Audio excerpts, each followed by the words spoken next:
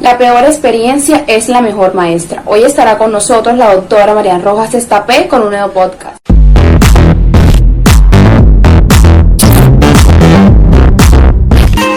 Cuando uno se da cuenta que activa su estado de alerta, lo que comúnmente llamamos cuáles son tus factores de estrés, el dinero, las alturas, ver a mi expareja, mi suegro, mi jefe, el tráfico, los sitios cerrados, los sitios abiertos, situaciones, la Navidad. Cada persona tiene momentos, circunstancias, personas, acontecimientos del pasado, del presente y del futuro, que solo con pensar en ello activan su cortisol. Y cuando uno lo entiende, es capaz de comprender mucho mejor su mundo interior. Y cuando su mundo interior se comprende, puedes hacer frente a ello, puedes aceptar, puedes comprender y puedes superarlo. Cuando le metes razón al mundo emocional, eso que Goleman descubrió y llamó inteligencia emocional, al mundo emocional le meto cabeza, eres una persona superior, porque ante todo lo que va sucediendo, ante todo lo que te llega, ante todo el mundo emocional, te sientes muchísimo mejor. Si no, estás como embargado de un mundo emocional y sentimental que no puedes gestionar y te ahogas en medio de todo ello. Los factores de estrés en los últimos 2000 años o 5000 años han cambiado. Antes era el tigre, luego eran los romanos, eran las guerras, es decir, era la falta de comida, ha ido modificándose, ahora puede ser el tráfico. Vamos modificando el cerebro con los años. Es decir, a día de hoy, lógicamente, si aquí aparece un tigre de Bengala, nos morimos y quizás nos activamos mucho más el cortisol que una persona de la prehistoria que estaba más adaptado a ello. Pero cada uno, según la adaptación, el cerebro se va adaptando a los diferentes factores de estrés para hacerlos frente de la mejor manera posible. ¿Qué hace ese cortisol? Activa todos mis mecanismos para que yo pueda luchar. Y por eso empiezan las taquicardias, para bombear sangre a mis tejidos y poder salir corriendo del tigre de Bengala. La sudoración, porque todo mi cuerpo está trabajando con mucha energía, con mucho ATP, y sudo, taquipnea, que es esa necesidad de meter más aire, porque necesito más oxígeno dentro de mis células. La corteza prefrontal, que es la que me ayuda a pensar, funciona peor, porque siempre el miedo hace que yo piense peor, por un tema de amígdala, corteza prefrontal, y de repente razono peor y es, bájate del escenario, no tiene sentido estar aquí, no vales lo suficiente, pero ¿qué haces aquí en Nueva York? Deberías estar en tu casa ensayando, y de repente entran todos los fantasmas, porque el que gestiona el miedo se apaga. Es un equilibrio la felicidad, y en mi opinión es la capacidad que uno tiene de disfrutar de las cosas buenas que tiene cada día, y la capacidad que uno tiene de gestionar las malas.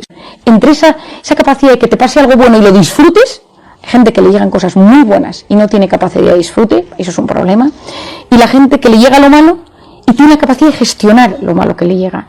Cuando consigues ese equilibrio entre lo bueno y lo malo, te sientes pleno y dices, entre lo que yo quería lograr en mi vida, mis expectativas, y lo que poquito a poco voy logrando, con expectativas razonables, hay un buen equilibrio y siento paz interior.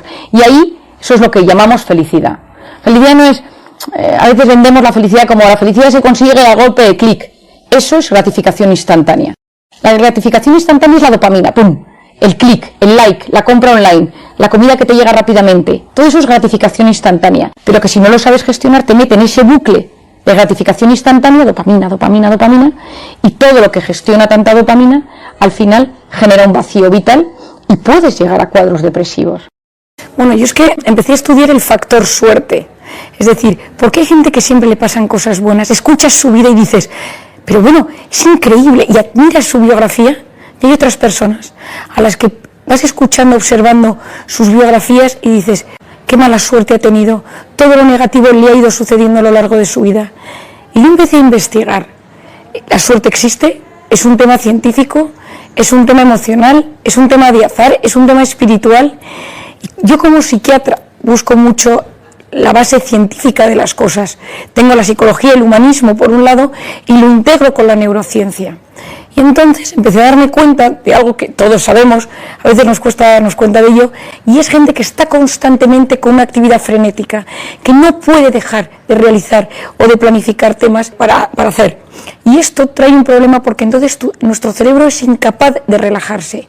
Hoy en día sabemos que el problema no está tanto en hacer muchas cosas, sino en no ser capaz de frenar y disfrutar del silencio, en no ser capaz de disfrutar de la serenidad, de un momento de aburrimiento. ¿Por qué? Porque es en el aburrimiento donde nace el asombro y la curiosidad y las ganas por aprender. Ningún genio ha descubierto nada grande en un momento frenético de actividad, en un momento de estrés. Todos los grandes de la historia lo han descubierto en un momento de paz y serenidad, donde era capaz de desconectar de toda la actividad frenética del exterior y conectar con su interior para poder crecer. La sociedad oriental es una sociedad mucho más enfocada a lo interior y la sociedad occidental a lo exterior, a la imagen, a la actividad. Y en el momento que hay que frenar y meterse en el mundo interior, hay una resistencia. Lo segundo que es clave es que muchas de las enfermedades, según Harvard, del 50-70% de las enfermedades tienen que ver con temas emocionales sin resolver. Y esto es la clave. Hoy en día el siglo XXI es la sociedad de la inflamación. La gente va inflamada por la calle y una de las razones tiene que ver con el modo de vida que llevamos. Ese sistema de alerta constante que tenemos activado.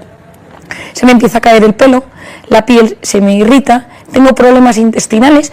¿Por qué? Porque si yo cuando estoy en modo alerta, mi sistema digestivo está rodeado de una gran red neuronal. Y yo le aviso que estoy en guerra, que estoy en alerta. Por tanto, lo que como no se digiere bien, porque es como si yo estuviera, es como si a mí me atracan por la calle y automáticamente se me va el apetito. Pero si yo constantemente con esa sensación, empiezo a inflamar mi sistema digestivo, empiezo a producir heridas en la pared del intestino, cambia la permeabilidad y paso a una colitis, inflamación del colon, ulcerosa, las pequeñas heridas. Y por esas colitis ulcerosas, por esas heridas, van pasando algunos alimentos que no deberían entrar en el torrente sanguíneo. Y hoy en día sabemos que están en la base de muchas enfermedades neurodegenerativas. Yo una cosa que he buscado siempre intento simplificar lo complejo, porque la mente es tan compleja que al final nos distanciamos de los temas mentales porque nos asustan. La cronopatía, la enfermedad del tiempo, la necesidad constante de hacer cosas, la necesidad de controlarlo todo. No es una sociedad que todo lo mide, todo lo calcula, el impacto que voy a tener en algún lugar, qué voy a hacer, dónde voy a veranear, mis seguros de vida. El control es mi necesidad de saber qué va a pasar en el futuro y adelantarme a ello, y por lo tanto siempre me pongo en el peor de los escenarios, y eso me lleva a enfermar. Cuando uno pierde el sentido de la vida, cuando uno no encuentra un sentido a su vida, sustituye sentido por sensaciones. No tienen que ser malas per se, pero son negativas cuando sustituyen el verdadero sentido del hombre. ¿Por qué? Porque si yo me hago y solo me sirven esas sensaciones para llenarme, como son cosas perecederas que van a base de dopamina, que es la hormona del placer, lo que hacen es generarme un gran vacío, y ese vacío me lleva a una sensación de vacío interior que me lleva muchas veces a conductas autodestructivas. Y el problema es que nos hemos convertido en drogodependientes emocionales. Somos adictos a experiencias vibrantes, somos adictos a emociones, nos movemos por emociones, y cuando no tenemos ese sentido que los japoneses llaman el ikigai, sentido de vida, somos profundamente infelices. Los japoneses son personas que viven muchos años, y los americanos han investigado por qué son los seres del mundo que muere cada año el más longevo, y se han ido a Japón a investigar qué pasa. Y en Japón hay una isla, que es la isla de Okinawa, donde todos los años muere la persona más mayor, y ellos te responden con ikigai, que en japonés significa propósito de vida, sentido de vida. Cuando uno tiene un sentido de vida, sabe por qué se levanta cada mañana, sabe cuál es el sentido global de su existencia, su cerebro vive más tiempo y vive mejor, porque se ha visto que mejora el sistema inmunológico, mejoran las conexiones neuronales, y globalmente quizá es un protector para el envejecimiento y para las enfermedades mentales. Para encontrar el propósito tienes que ser capaz de frenar, tienes que ser capaz de abstraerte momentáneamente del cúmulo de hiperestimulación y sobreestimulación al que estamos sometidos, y meterte hacia adentro y analizar tu vida, cómo es tu forma de ser, qué es lo que te llama la atención, pero hacerte las grandes preguntas de la vida: ¿quién soy? ¿A dónde voy? ¿Por qué me dirijo hasta dónde me dirijo? ¿Hay vida después de la muerte? ¿Qué creo? ¿Qué dimensión espiritual puede llegar a tener mi vida? Es decir, son preguntas que requieren estudiar, preguntar, frenar. Y muchas veces eso cuesta, porque el silencio genera un cierto vértigo, y de repente en esas preguntas no tienen respuesta, y sientes un cierto vacío, y te vas corriendo a la gratificación instantánea que ha cubierto ese momento de vacío. Cuando uno no sabe quién es uno mismo, uno se enfrenta al mundo que está lleno de desafíos, de retos, de cosas buenas, de cosas malas, y sufre excesivamente. Cuando yo me puedo ir superando, estoy en el momento donde pueden empezar a pasar cosas buenas. Cuando yo me supero y yo me voy entendiendo, tengo que entender, si yo soy de esta manera, cuáles son mis factores de estrés. Te voy a darte un ejemplo que yo creo que siempre es mucho más sencillo. Imaginémonos una mujer que es tímida, que le da muchas vueltas a las cosas y es muy sensible y sufre mucho con todo. esa mujer, ante el estrés, le pasa una serie de cosas. La mujer sensible, ante el estrés, se convierte en una persona muy, muy vulnerable, porque llora, de repente tiene altibajos. La persona que le da muchas vueltas a las cosas, cuando está estresada, entra en lo que decimos en España, los pensamientos en bucle. ¿Por qué hice esto? ¿Por qué tomé esta decisión? No debería haberme puesto a trabajar en esta empresa, no debería haber hecho esto, lo otro. Y sufre muchísimo por esos pensamientos en bucle. La persona tímida, cuando está estresada, se bloquea. Tiene un bloqueo. Está en un sitio y no habla, en su trabajo y rinde peor. Entonces, si esa mujer, que ya conoce cómo es, que sabe que bajo sus factores de estrés se convierte de esta manera, y cuando está bloqueada le puede dar un ataque de pánico, y como es muy sensible, tiene estados depresivos. Ella va al psiquiatra y le dan algo de medicación para los ataques de pánico y para el estado depresivo. Pero lo que tiene que trabajar es su forma de ser y sus factores de estrés. Pongamos que esta mujer me dice: María, mis factores de estrés son ver a mi exmarido, porque cuando le veo me pongo en estado de alerta. Otro factor de estrés es mirar mi cuenta corriente y ver que no tengo dinero para llegar a fin de mes. Y otro de mis factores de estrés es ir a actos sociales donde hay mucha gente porque me agobio. Si con esa persona trabaja sus factores de estrés, su forma de ser, el día que le dé un ataque de pánico, dirá: es que el otro día vi a mi exmarido, no había dormido bien y ya no lo entiendo. Y cuando uno se comprende, se siente aliviado. Para que te pasen cosas buenas, conocerte, tener un plan de vida, un sentido de vida, y activar tu sistema reticular activador ascendente, esa zona del cerebro que cuando hay algo que yo deseo con mucha fuerza, hace todo lo posible por enseñármelo. No es magia, es ciencia.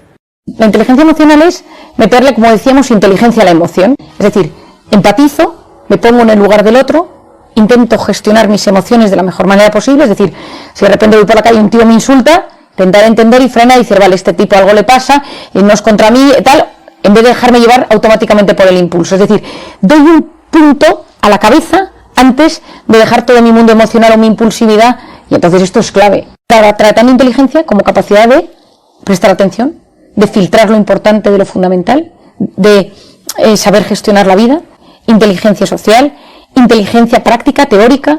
Cada uno tiene que encontrar su punto de oxitocina. Yo consigo todos los días eso, y frenar y meterme en mi mundo interior, en meditar. Yo soy una persona que medito, que rezo, que pienso, es decir, salir del bullicio momentáneamente y decir ¡bum! Y de repente conectas con cosas, con personas, con recuerdos, con cosas que te hacen crecer por dentro. Es una aventura interior donde uno se va descubriendo poco a poco para sacar lo mejor que lleva dentro. Si llegaste hasta el final de este video, dale me gusta, comenta, comparte y ten presente siempre que la vida es muy fácil, solo la hacemos ver difícil.